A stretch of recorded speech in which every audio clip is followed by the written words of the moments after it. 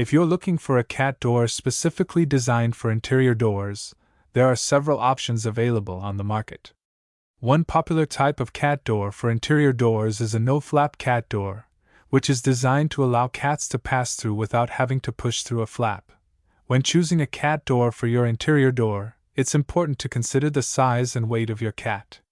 Make sure to choose a cat door that is suitable for your cat's size and weight, as some models may not be able to accommodate larger or heavier cats.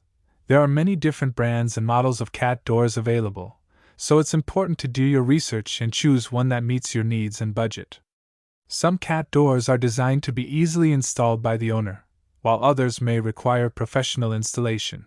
When installing a cat door in your interior door, it's important to ensure that it is securely installed and that there are no gaps or openings around the edges that could allow drafts or pests to enter your home.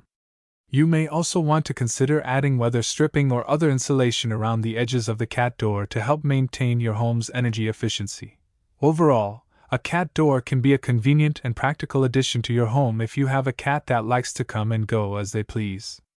With the right cat door and proper installation, you can provide your cat with the freedom they crave while still maintaining the security and comfort of your home.